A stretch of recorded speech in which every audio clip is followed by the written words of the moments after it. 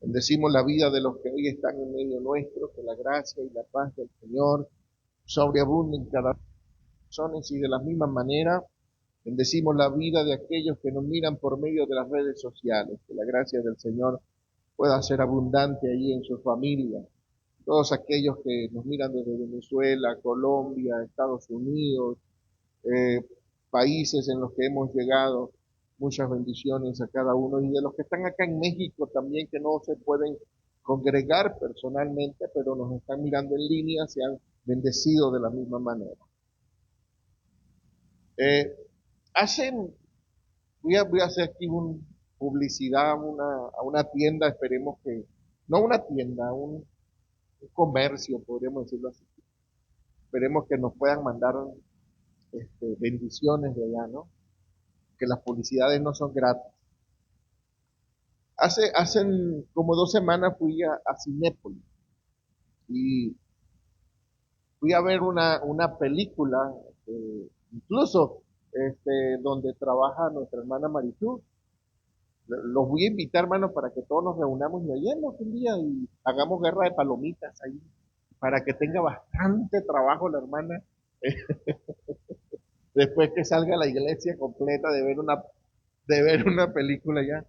Pero eh, eh, fue la película de Avatar. Yo no sé cuántos acá han visto, sé que es muy fantasiosa y tiene quizás muchos efectos especiales.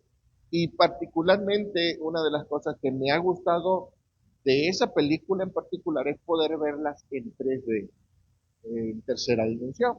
Entonces, para eso, yo sé que todos acá conocemos lo que es el asunto de los lentes de 3D.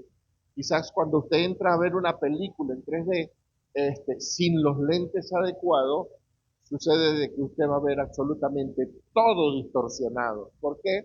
Porque se necesitan unas gafas, unos lentes específicos para poder ver ese tipo de películas. Dentro de la iglesia del Señor sucede lo mismo. Si no nos ponemos los lentes correctos para leer las escrituras, todo lo vamos a ver distorsionado.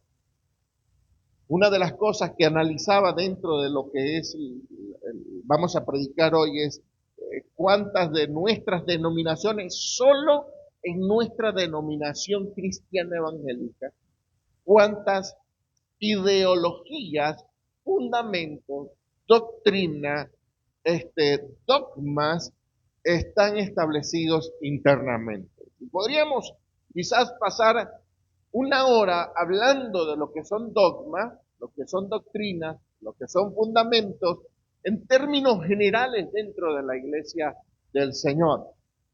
Pero la función no es esa. La función es que podamos entender que en todos los ámbitos de la iglesia vamos a ver fundamentos o doctrinas, puede usted ponerle el título que quiera, distintos los unos a los otros. Y esto, ¿en base a qué y por qué sucede este asunto?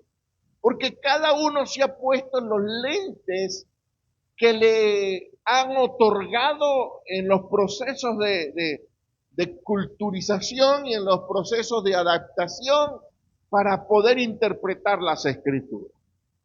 Y en esas interpretaciones se han colado una gran cantidad de ideas y de pensamientos erróneos. No metamos ahorita por un momento, vamos a pensar en algo, no metamos en la Biblia. Vamos a hablar de cultura general, vamos a hablar de lo que vivimos el día a día. Dígame usted si entre países y naciones, lo decía yo en una ocasión, no tenemos ideologías muy parecidas, culturas muy parecidas, por lo menos lo de la Llorona. No voy a hablar de las suegras, no, no. Es algo que en todas las culturas existe una Llorona y se pelean, porque muchos dicen, la Llorona es de México. Otros dicen, no, la Llorona es venezolana. Y sí, hay muchas Lloronas en Venezuela, pero nada que ver con lo que es el tipo de cultura, ¿no? No sé si me explico en esto. O sea, lo que son las fábulas y todas esas cosas que surgen. Venezuela podría yo decirle, existe fábulas y cuestiones como el carretón, el silbón, y pare de contar una gran cantidad de cosas. Pero entre naciones hay culturas muy parecidas. Pero cuando usted analiza un poco más profundo, todas tienen una historia diferente. Todas nacieron por algo distinto. Ninguna concuerda la una a la otra, solo que se parecen. Si eso pasa en términos de cultura general y en términos de incluso gastronómico, pasa casi lo mismo. Usted dice, hay un debate eterno entre venezolanos y colombianos sobre la arepa. Ellos creen que la arepa es de ellos, se la creen, pero la arepa es venezolana. Sépalo, entiéndalo, grábeselo en el corazón. La arepa es venezolana, no colombiana. Triste y lamentable por los colombianos que no ven. Pero usted compara la arepa venezolana con la arepa colombiana, nada que ver, hermano. Son totalmente diferentes y tienen el mismo nombre. Más ricas son las venezolanas que las arepas colombianas. Hermano, créame, soy su pastor y tienen que creer.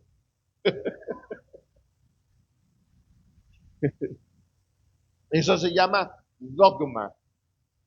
Imponer una idea, una cultura como algo cierto sin discusión, sin meterlo quizás con una lupa o sin colocarle los lentes correctos. Para usted saber cuál de las dos arepas son las mejores, tiene que probarla. Hasta el día de hoy, algunos de los que están acá han comido arepa venezolana. Espero que cuando prueben las arepas colombianas tengan un claro juicio de saber de que la de nosotros es mejor. ¿Sí? Entonces, podríamos nosotros decir que la arepa venezolana, y discúlpeme, no les voy a hablar de la Biblia todavía, muchos están esperando, pero predíquenos, pastor, ya va. Muchos podrían decir, la arepa se parece mucho a la gordita. ¿Por qué? Porque tienen un preparado similar o casi igual. Y los que han probado las arepas saben que no es igual a las gorditas. No se parecen en nada, solamente que son redondas las dos. Pero la arepa es más grande, la arepa tiene más relleno y la arepa es, ya la harina es precocida a diferencia de la harina de las gorditas. Entonces, hay cosas que pueden ser parecidas, pero no son lo mismo. Se pueden parecer, pero no es igual. Pueden tener quizás semejanza, forma, figura, pero su sabor y su sazón no es la misma.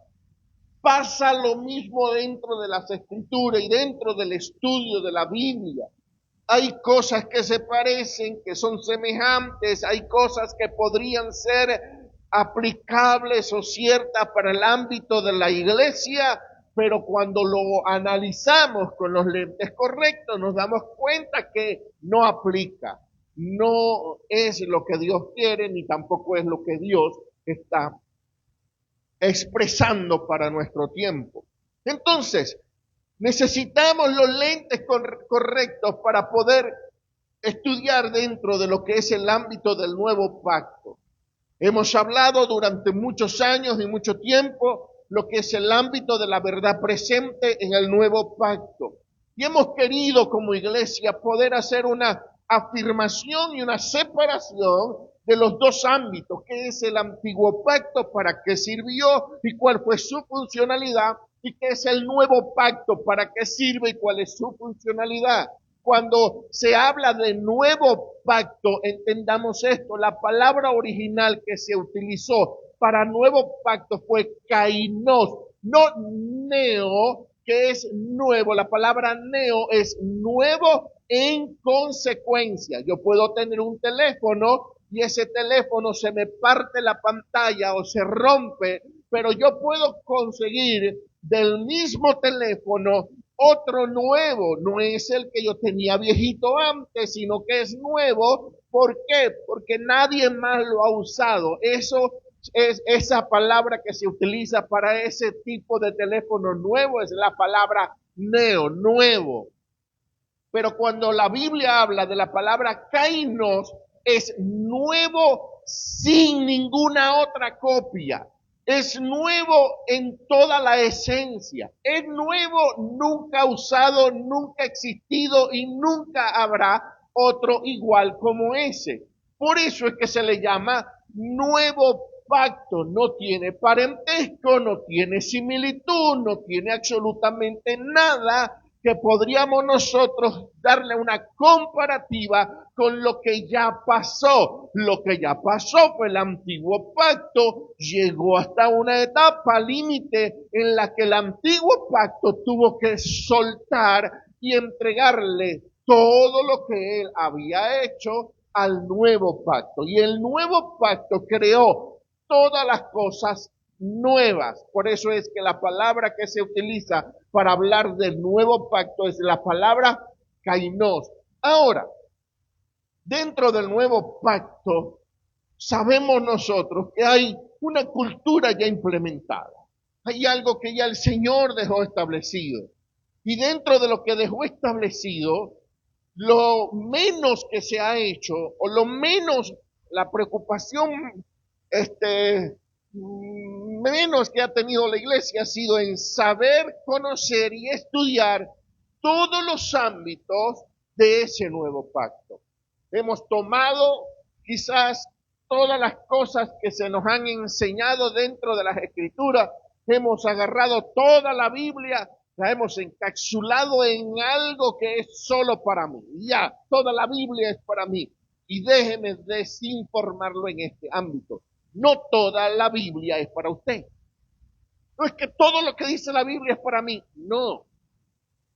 Entendamos eso. La Biblia fue establecida para que comprendamos los sucesos históricos desde el Génesis hasta el día de hoy. Pero hay una división latente y esas divisiones latentes que tiene las escrituras es que la Biblia fue escrita para Israel, la Biblia fue escrita para las naciones y la Biblia fue escrita para la iglesia. Y lo que le corresponde a cada quien tiene que tomarlo y hacer lo suyo. La iglesia tiene aquel gran y maravilloso mensaje del nuevo pacto. La iglesia no tiene un mensaje del antiguo pacto, ni de la ley, ni de ningún asunto que le correspondía a la época de Moisés. Todo eso es historia para comprender cómo sucedieron las cosas y cómo nos llegaron hasta el día de hoy. Pero a nosotros, la iglesia del Señor, nos corresponde aprender todo lo concerniente al pacto en el que estamos viviendo. Y el pacto en el que estamos viviendo es el nuevo pacto. Pero lamentablemente, hablo en términos generales, no hablo de Casacés. Lamentablemente, la iglesia se preocupó más por aprender del antiguo pacto y traerlo en alianza con el nuevo para mezclarlo los dos, hacer de los dos uno solo y ministrar en términos general lo que se aprendió del antiguo y del nuevo pacto y aplicarlo para nuestros días. Y no es así. No podemos hacer eso. Tenemos que saber que hay una división latente, que hay algo que el Señor mismo separó, que hay algo que Dios puso a un lado por causa del pacto que había traído. Entonces, si miramos con los lentes correctos o miramos hoy en día la iglesia en términos generales, nos vamos a dar cuenta que la iglesia tiene doctrinas, tiene fundamentos, tiene dogmas, tienen una cantidad de cosas y todo lo que se enseña internamente se toma como algo que es infalible, algo que no se puede refutar, ni se puede pelear, ni se puede debatir, porque es una verdad bíblica la cual hoy en día tenemos que aceptarla tal y cual como es, entre las cuales podríamos hablar de la forma de vestir, de la forma de peinarse, podríamos hablar de la vestimenta, podríamos hablar de la pintura de cabello, podríamos hablar de los velos, podríamos hablar de cantidades de cosas, lo cual no encaja ni entran en las verdades del nuevo pacto. Podríamos nosotros hablar de todos los fundamentos establecidos, hablando de la iglesia cristiana en general, y muchos de esos fundamentos no tienen cabida en el pacto en el que estamos viviendo. Por lo tanto, La necesidad de la iglesia tiene que ser aprender los asuntos principales del pacto en el que vive. Ahora, quiero que analicemos algo en el libro de Romanos capítulo 10, versículo 1 en adelante, donde Pablo le enseña algo muy importante a la iglesia. Quiero leerlo en la traducción que todos tenemos, Reina Valera 1960, y luego quiero leerlo en la traducción lenguaje actual, para que entendamos un poco más qué es lo que quiso decir el apóstol dentro de esta porción bíblica. Mire, capítulo 10, versículo 1 de Romanos comienza diciendo: hermanos, ciertamente el anhelo de mi corazón y mi oración a Dios por Israel es para salvación, porque yo les doy testimonio de que tienen celo de Dios, pero no conforme a ciencia, porque ignorando la justicia de Dios y procurando establecer lo suyo propio, no se han sujetado a la justicia de Dios.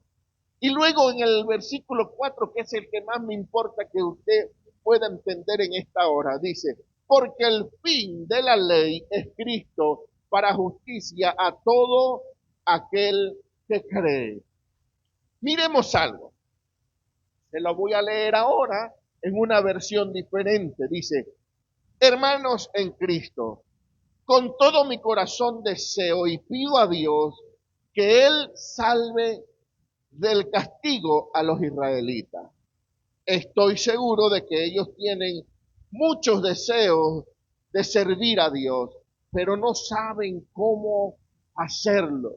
Y esto me llamó a mí la atención cuando lo leí, porque en la otra porción habla de que ellos no tienen la ciencia, pero acá lo habla un poco más claro. Dice: ellos tienen deseo de servir a Dios, pero no saben cómo hacerlo. La pregunta es: ¿Israel conocía las escrituras, sí o no? Israel desde niño se le enseñaba a que ellos aprendieran e incluso muchas porciones bíblicas de memoria. Ellos tenían que memorizar las escrituras. Muchos de ellos tenían, dentro de lo que era la cultura, tenían escritos en algunas cintas de cuero para amarrárselas en la mano, para recordarla continuamente. Para ellos las escrituras era el pan nuestro de cada día, era el desayuno, el almuerzo y la cena, era el levantarse y era el dormir, era el bañarse, era el todo para el todo dentro de la vida de un judío, de un israelita. Ahora la pregunta es si ellos tenían tan apegadas las escrituras a su vida, si ellos tenían tanto conocimiento de las escrituras. ¿Cómo es posible que el apóstol Pablo, un hombre judío israelita, digan ellos quieren, pero no tienen el conocimiento de cómo hacerlo? No conocen en realidad cómo servir a Dios. ¿Por qué? Porque estaban aferrados a una cultura la cual para el tiempo del nuevo pacto ya había caducado. En el momento que los judíos comienzan a ver todo lo que está pasando en el ámbito espiritual, entra el deseo de poder servir a Dios, por supuesto. Siempre tenían las ganas de servir al Señor, pero cuando se topan con la gracia, no saben manejarla, no saben enseñarla, no saben predicarla, no saben cómo hacer delante de la gracia, porque tenían un vicio llamado ley. Dice: no comprende que solo Dios no puede declarar inocente. Por eso han tratado de hacer algo para que Dios los acepte. ¿Qué estaban haciendo ellos? Ellos decían: necesitamos hacer obras, necesitamos hacer algo, porque si yo no hago algo, entonces Dios no me va a aceptar. Tenían en su mente un chip, algo así. Se lo voy a poner de esta manera: es que si yo no ayuno, es que si yo no hago 3 días de ayuno, Dios no me va a escuchar. Es que si yo no hago 3 días de ayuno, Dios no está conmigo. No me voy a sentir santo si no ayuno. Ellos tenían en el pensamiento, tengo que hacer algo para que Dios me acepte. Y esto es algo que les choca a todo el mundo, hermano. No tan solo a los judíos, a nosotros en términos generales también nos choca. ¿Y sabe por qué? Porque nuestra cultura siempre ha sido, si haces esto, te doy aquello. ¿Sí o no? Desde niño nuestros padres nos prometieron, pasa con buenas notas y te voy a recompensar. Siempre, siempre se nos ha enseñado que el sacrificio produce una recompensa. El esforzarnos en algo produce recompensa. Y es válido en los ámbitos terrenales, humanos y lógicos. Pero en el ámbito de Dios no es así, amada iglesia. En el ámbito de Dios Dios no obra con las mismas matemáticas tuyas y con las mismas matemáticas que nosotros usamos. En los ámbitos de Dios tú no haces nada y Él lo hace todo por ti. En los ámbitos de Dios era lo que ellos no entendían. Yo no tengo que hacer nada, solo aceptar al Hijo. Y con el Hijo todas las demás cosas vienen.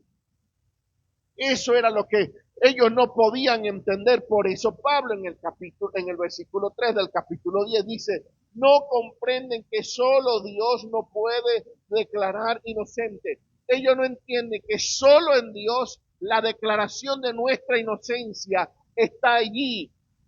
No es por una obra, es que no, yo me voy a declarar inocente porque voy a pagar o que voy a dar o voy a hacer o me voy a sacrificar. No, solo en Dios hay una declaración. Solo en Dios está lo que Él determinó para mi vida. Pero por eso han tratado de hacer algo para que Dios los acepte. En realidad, han rechazado la manera en que Dios quiere aceptarlo. Ellos rechazan la forma en la que Dios lo quiere aceptar. ¿Por qué? Porque no comprenden de que Dios lo va a aceptar sin ningún sacrificio. No te tienes que sacrificar para que Dios te acepte. Y es un error que yo quizás en el principio acepté y percibí como parte de agradar a Dios. Porque cuando yo creí, a la edad de 14 años, hoy ya tengo muchos años de edad. Gloria al Señor. A la edad de 14 años, yo pensé que quitándome anillos, quitándome pulseras, quitándome formas de vestir, quitándome quizás algunas cosas que tenía en mi cuerpo, con eso yo iba a agradar más a Dios. Y no entendía absolutamente nada de esa gracia maravillosa de Dios sobre mi vida, que no era lo que yo me quitaba, no era lo que yo dejaba de ponerme, no era lo que yo vestía, no era absolutamente nada de lo que yo hacía que me podía hacer acepto delante de Dios, no, era por simple gracia, la cual Él otorgó en la cruz del Calvario, que yo podía ser salvo, que yo podía tener acceso a su presencia.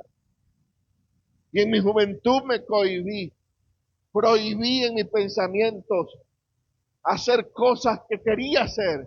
No iba a cine, no jugaba fútbol, no me vestía de las maneras que yo me quería vestir, no podía hacer absolutamente nada que pensaba yo que podía deshonrar a Dios. Pero ¿basado en qué?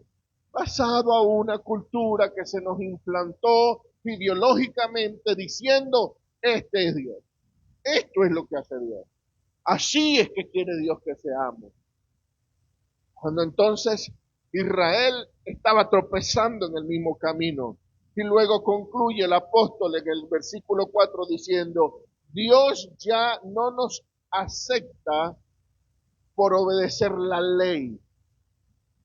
Ya Dios no te va a aceptar porque obedezca la ley. Ahora solo acepta a los que confían en Cristo. Con Cristo la ley llegó a su cumplimiento. Entonces dice que solamente Dios va a aceptar a los que confían en Cristo. Y déjeme decirle algo más. Solo Dios va a escuchar a Cristo. Dios no escucha a más nadie. Solo Dios mira a Cristo. Por eso la iglesia necesita estar impregnada de Cristo. Mientras que la iglesia no tenga a Cristo, Dios no le va a escuchar. Dios no le va a ver. Es que podríamos decirnos, yo soy iglesia del Señor. ¿Por qué eres iglesia del Señor y tienes a Cristo? ¿Por qué eres iglesia del Señor y no sabes nada del nuevo pacto? ¿Por qué eres iglesia del Señor y no tienes la capacidad de entender lo que el nuevo pacto te trae como verdad presente? Entonces necesitamos, triste y lamentablemente, necesitamos romper con mucho conocimiento que traemos arrastrado, es desaprender para poder aprender. Necesitamos desaprender. Y esto es rudo, hermano. Esto es difícil, esto no es de la noche a la mañana. ¿Por qué? Porque utilizamos vocablos, utilizamos expresiones, utilizamos una cantidad de cosas que no pertenecen a nuestro pacto, que no pertenecen al pacto en el que estamos viviendo. Y es debatible. Usted puede decir, pastor, es que usted ha dicho cosas que yo considero que todavía debemos aplicarlas. Debatámoslas, vamos a irnos a la escritura, vamos a irnos a la palabra, a ver si todavía podemos aplicarlas o hacerlas. ¿Qué es lo que quiero yo dentro del ámbito que estamos aprendiendo? Que no tengamos un híbrido, que no tengamos una mezcla, que tengamos un evangelio puro, que tengamos un evangelio direccionado por el Espíritu Santo del Señor realmente, y que no tengamos una mezcla de tantas locuras que se le ha metido a la cabeza a los pastores y hoy en día tenemos en una iglesia vuelta loca. Realmente, hermano, tenemos una iglesia que anda mirando a los lados para poder comerse un elote. Porque a alguien se le ocurrió de repente decir que los elotes eran del diablo. No, no son hermanos del diablo. Ya más de uno se asustó, dijo, no diga esto. Pues.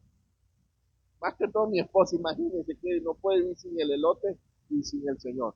Sin mí puede vivir, pero sin el elote, hermano. Imagínense cuántas personas hoy en día no andan asustadas, no andan temerosas. Es que acabo de cometer un gran pecado en mi vida. ¿Cuál fue su pecado, hermana? Me corté las puntas del cabello. ¿Es en serio? Como decía mi esposa. ¿Es en serio, hermano? No puede ser que una persona viva preocupada en su vida porque las puntas del cabello están bien tostadas y feas, quemadas y partidas, no se las puedes cortar simplemente porque le van a sentar en disciplina. Que ya el cabello se lo quiere pintar porque le están saliendo canas y no quiere verse canosa la hermana y anda preocupada porque se lo pintó. Y en lo que se pintó el cabello, el pastor la miró y la va a mandar al infierno. Porque se pintó el cabello. Porque en el trabajo le exigieron pantalón y ella no puede utilizar pantalones por causa, gracias hijo, por causa de que en la iglesia no se usa pantalón sino falda. Y cuando el pastor la vea entrando al trabajo con pantalones, la va a mandar al infierno. Porque surgió cualquier problema dentro del ámbito familiar y se tuvo que gastar la ofrenda. Y como no ofrenda esa semana, el pastor la va a mandar al infierno. ¿Cuántas doctrinas, enseñanzas, pensamientos nos hemos ideado solamente con el pretexto de mantener una conciencia sujeta a la gracia o a la ley, por decirlo de una manera, que no nos funcionan hasta el día de hoy como deberían funcionar? Lo único que necesita, y esto lo digo y lo reintegro siempre que pueda hacerlo, lo único que necesita la iglesia es a Cristo. Todo lo demás viene por ser fiel a Él. No viene por una obligación, no viene por una condenación del infierno, no viene porque hay que mandar al infierno a la gente para que entiendan, no, hay que mandarlo a Cristo para que la gente entienda. Entonces, ¿qué fue lo que comenzó Cristo a hacer? Con este versículo voy a dar inicio a mi predicación.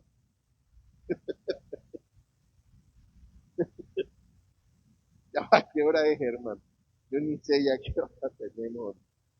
Pero con este versículo, realmente, voy a dar inicio a lo que quiero transmitirle a la iglesia. Porque Cristo es el fin, el final, la clausura de la ley. Eso lo dice. En cualquier versión donde usted lo lea, usted lo va a entender con claridad. Cristo trajo la conclusión, el fin, el cierre, el sello ya de la ley. Cuando Cristo muere en la cruz del Calvario, lo hemos mencionado en otras ocasiones. Gracias por el cafecito, les quedó rico. Cuando Cristo muere en la cruz, suelta una palabra. Los que han ido a esos mensajes de las 7 palabras saben que Cristo dijo algo particular ya muriendo en la cruz. En la muerte de la cruz dijo, consumado es. La frase o la palabra original que se utilizó ahí fue tetelestai, que significa pago en totalidad. Hubo una vida, una trayectoria. Cristo hizo algo. En los 3 años de ministerio, Cristo lo que hizo fue traer a su cuerpo, a su vida, todo lo que se necesitaba vivir bajo la ley. ¿Qué se necesitaba vivir bajo la ley? Se necesitaba guardar el día de reposo, se necesitaba hacer esto, se necesitaba hacer aquello, vamos a meter el ayuno ahí también. Se necesitaba ayunar, se necesitaba hacer muchas cosas, muchas cosas. Cuando él va a la cruz, se trajo todo lo que él hizo y dijo, tetelestai, cumplo en totalidad. Lo que la iglesia necesitaba cumplir, yo lo cumplo. ¿Para qué? Para que bajándome de esta cruz, el cumplimiento que está en mi carne, en mi cuerpo, en mí, ya la iglesia o mi pueblo lo tenga sin ningún sacrificio. Ese es el tetelestai. Ese es el consumado, ese es la declaración de Cristo para con lo que tú necesitas hacer el día de hoy. ¿Qué necesitas el día de hoy? Necesitas a Cristo, nada más. Por eso Israel no entendió, por eso muchas veces no entendemos que, ay hermano, hay que sacrificarse para poder recibir a Cristo. No, solamente abra su boca, confiéselo y créale en su corazón. Eso es todo. No hay ningún otro sacrificio que necesitemos hacer para que Cristo pueda o para que nosotros podamos ser aceptados por Cristo. Ahora, ¿a qué le dio fin? Aparte de la ley, ¿a qué le dio fin Cristo? Cristo le dio fin a la condenación. Dice que la ley producía condenación por causa de que trajo el conocimiento de las cosas que no se podían hacer. No trajo solución. La ley lo único que dijo, no robarás, no matarás, no adulterarás. Antes no se sabía, pero cuando se puso el no harás esto, hasta ese momento, entonces hubo una conciencia de que hacer eso era malo. De repente antes, no sé, me quiero imaginar yo que antes los demás pueblos se robaban las esposas, si veían algo que tenía el vecino se lo quitaban sin pedirlo prestado, o hacían cosas, y nadie era juzgado. ¿Por qué? Porque no había una ley que juzgara o que estableciera un parámetro. Pero viene el Señor y dice, no robarás, no matarás, no cometerás adulterio, no dirás falsos testimonios ni mentiras, y pare de contar aquellos mandamientos que fueron establecidos.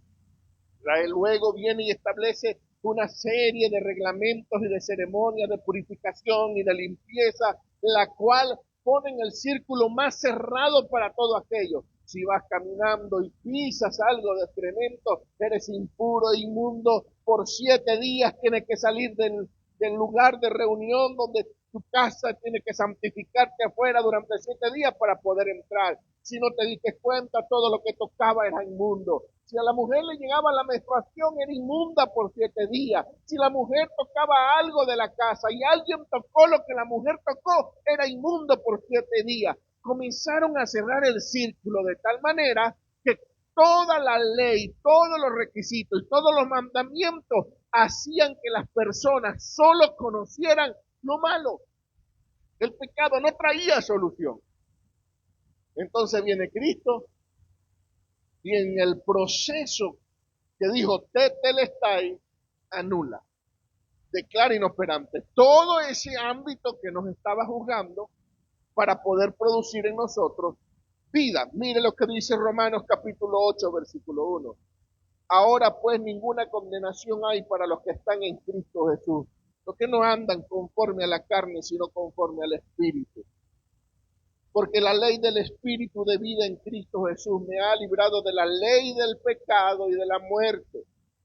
Porque lo que era imposible para la ley, por cuanto era débil por la carne, Dios, enviando a su Hijo en semejanza de carne de pecado, y a causa del pecado, condenó al pecado en la carne, para que la justicia de la ley se cumpliese en nosotros, que no andamos conforme a la carne, sino conforme al Espíritu.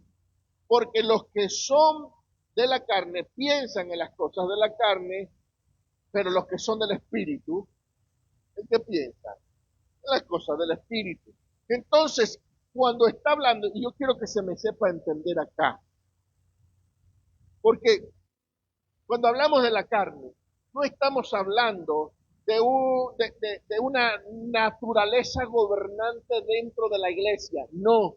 Cuando hablamos de la carne, estamos hablando de una antigua vida que ya fue erradicada por la naturaleza de Cristo en nosotros. Si usted ahora tiene a Cristo, usted ya no anda bajo la ley de la carne. Esa ley fue declarada inoperante por la ley de vida en Cristo Jesús. Ya usted tiene a Cristo, ya usted no vive bajo esa condenación. Porque podríamos nosotros decir que va a poder más la naturaleza de la carne que la naturaleza de Cristo. No. Ahora hay una condición humana que nos liga a ámbitos humanos, pero no a una naturaleza. Cuando hablamos de naturaleza, estamos hablando de algo que fue renovado en mi vida, algo que es nuevo, algo que es un kainos en mí. Cristo en mí produce nuevas todas las cosas. No hay una restauración, eso fíjenselo, no hay una restauración del hombre viejo. Dios no viene a restaurar al hombre viejo, lo vino a sacrificar en la cruz del Calvario. Por eso Pablo dijo, ya no vivo yo, mas vive Cristo en mí. Entonces no hay un hombre viejo que está siendo restaurado dentro del creyente. No, el Señor vino a hacerte nueva criatura. Nueva criatura. Dice, las cosas viejas pasaron, aquí todas son hechas nuevas. Cristo finalizó las obligaciones. Yo sé que ya estamos sobre la hora. Regálenme unos minutos para concluir el pensamiento de hoy. Cristo finalizó todas esas obras que yo tenía que hacer. La ley era un pacto de obras, pero Cristo nos ha librado de esas obras y nos ha dado un nuevo pacto de gracia. Gálatas capítulo 3, versículo 23 al 25. Mire cómo dice. Antes de eso, la ley fue como una cárcel. Y se lo estoy leyendo, quiero que me entiendan acá en algo. Se lo estoy leyendo en otra versión. No es la Reina Valera. La versión en el lenguaje actual. Dice, antes de eso, la ley fue como una cárcel donde estuvimos encerrados hasta que vimos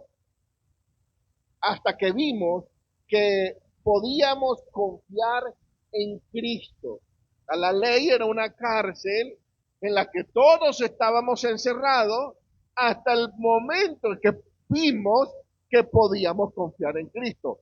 La ley fue como un maestro que nos guió y llevó hasta Cristo para que Dios nos aceptara por confiar en Él.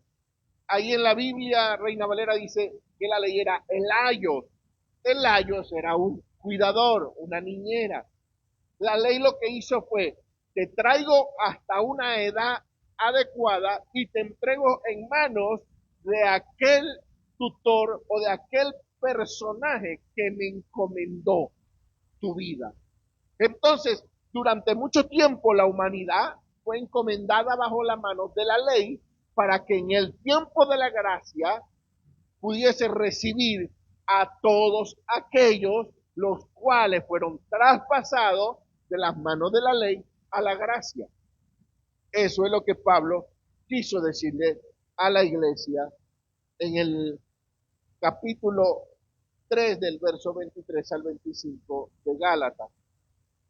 Dice, pero ahora que ha llegado el tiempo en el que podemos confiar en Jesucristo, nos hace falta que la ley, no hace falta que la ley nos guíe y nos enseñe. Entonces, cuando ya estamos en las manos de Cristo, ya no hace falta que la ley te guíe y que la ley te enseñe. Vamos a leer la última. Me quedan 2 puntos, hermano. Aguánteme un poquito más, por favor. Cristo trajo el final dentro de lo que es el final de la ley, Cristo trajo el final de las obras. Y vamos a leerlo, Romanos 3, 20 al 28. Mire cómo dice, es más, le voy a leer solo 3 versículos clave. Usted llévese en el corazón y en sus apuntes, Romanos capítulo 3 del 20 al 28. El primer verso clave es el versículo 20, dice, ya que por las obras de la ley ningún ser humano será justificado delante de él, porque por medio de la ley es el conocimiento del pecado. Versículo 24 dice, siendo justificado gratuitamente por su gracia, mediante la redención que es en Cristo Jesús. Mi justificación no es por obra, no es por ley, no es por lo que yo haga, es por la gracia. Y el último versículo es el 28, que dice, concluimos pues que el hombre es justificado por fe sin las obras de la ley. ¿Por qué es mi justificación? Mi justificación es por la fe y no por hacer una obra, no por hacer algo conforme a la ley. Y Dios nos habita ahora y no es. Yo quiero que este último punto usted pueda comprenderlo, hermano. Dios no habita ahora en un lugar geográfico. Y lo quiero dejar afirmado porque esto queda en redes sociales, hermano. Y esto se mira por medio de YouTube. Y esto se mira por medio de Facebook. Y hay gente que todavía no ha entendido, hermano, que ya Dios no habita en este lugar donde estamos montados. Mire, ya aquí no sacrificamos a nadie que quisiéramos, pero ya aquí no sacrificamos a nadie. Aquí no sacrificamos nada. Ya esto se convirtió simplemente en un escenario para expresar un mensaje. Entonces mucha gente tiene todavía el concepto de que este es un lugar santo, de que este es un lugar sagrado, de que este es un lugar santísimo. Mire, si esto realmente fuera un lugar santo, sagrado y santísimo, muchísima gente se muriera al montarse. Y no es así. Porque ¿cuántos sacerdotes no se murieron cuando entraron al lugar santísimo? ¿Sabes qué tenían que hacerle? Le tenían que amarrar en la cintura una cinta. Y luego sus vestimentas tenían que tener campanitas. Todo el borde de la vestimenta del sacerdote tenía campanitas. El sacerdote entraba a ofrecer el sacrificio al Señor en el lugar santísimo. Cuando iba allá, La gente escuchaba las campanitas y decían, está vivo, todavía está vivo. Cuando no escuchaban la campanita, mire, Dios le cortaba la vida y le jálenlo porque se murió allá adentro. Y tenían que jalarlo por el cinto. ¿Por qué? Porque la presencia de Dios no toleraba el pecado del hombre.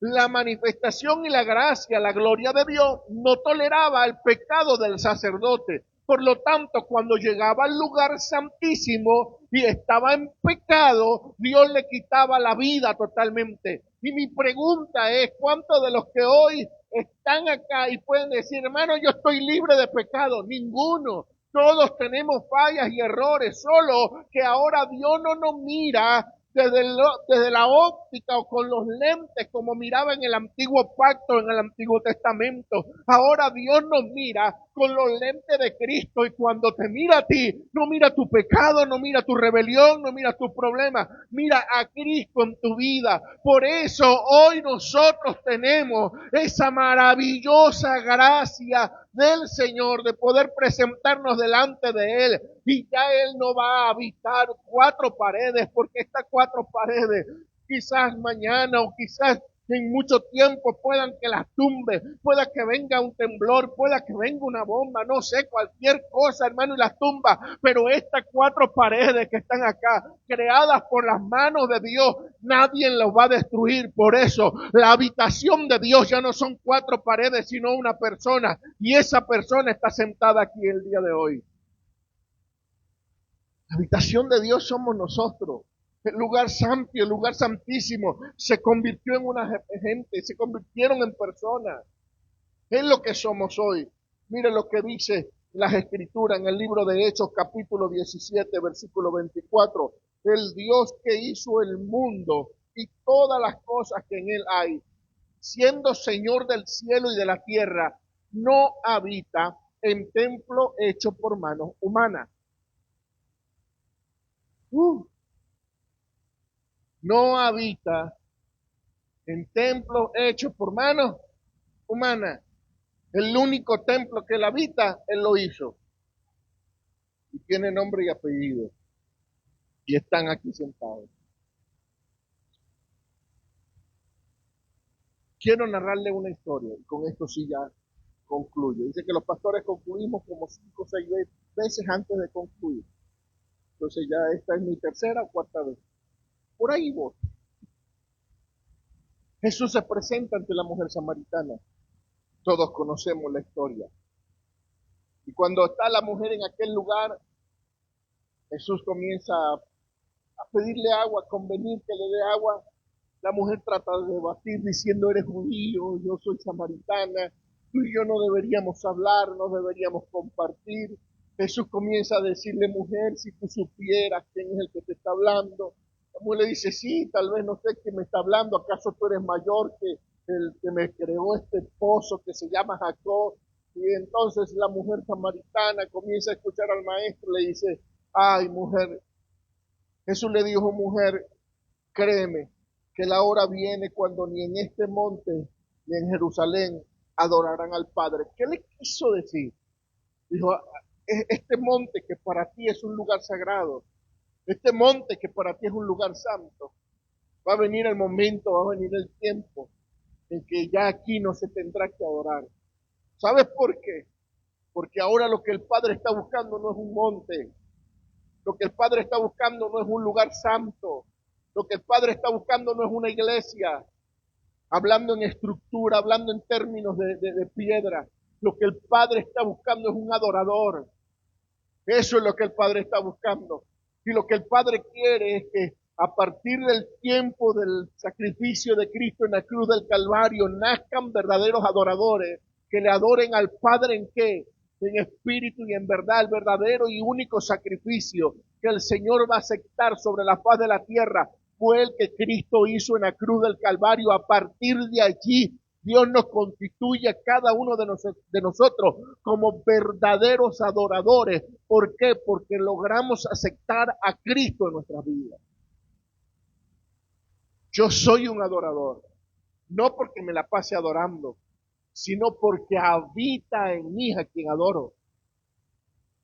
Yo le hice casa, yo le hice refugio, yo le dije, Señor, aquí está, no te vayas nunca. Quédate en mi casa, aunque me vaya mal, quédate en mi casa, aunque vengan problemas, quédate en mi casa. Me conviene más estar en Cristo que sin ti. Nos conviene más estar en Cristo, hermano. Nos conviene más tener al Señor. Nos conviene más tener a Cristo en nuestras vidas.